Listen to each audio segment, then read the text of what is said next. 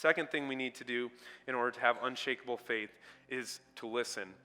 And I find that when I've finally made that priority to really seek God first, and I spend time in prayer in the morning or at night before bed, my prayer life sounds a lot more like requests and a list of demands than it does actually listening to God.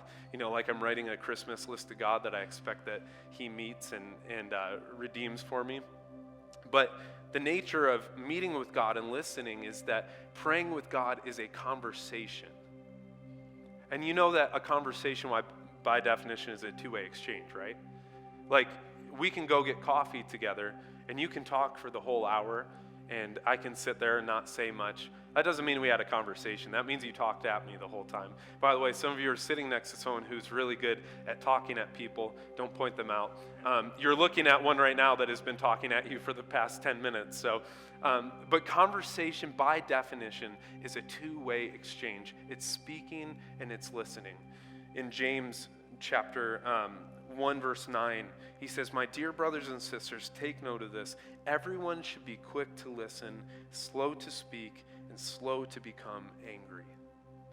Prayer is a conversation. And honestly, when you get to that point where you're actually putting this time aside to talk to God, listening to God is going to be one of the hardest things you do, because you have so much noise competing for your attention in your life.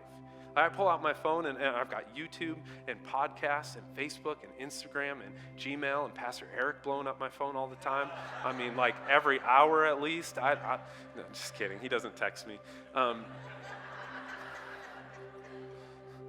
But you have so much stuff competing for your attention in your life. And actually, as I was writing this sermon, as I was writing this part, I was sitting at my desk, and I had my monitor in front of me for my computer. I had my computer, I had my iPad, I had a phone in front of me, and I had a book. And I was like, I'm stuck on this point. And I realized in that moment, I've just got to disconnect myself from this in order to hear the voice of God. Sometimes we just got to put our phones down. We've got to put ourselves in an environment where we don't have Wi-Fi, or I know that sounds really difficult, but stepping outside, going on a walk, and just taking the time to actually listen to God.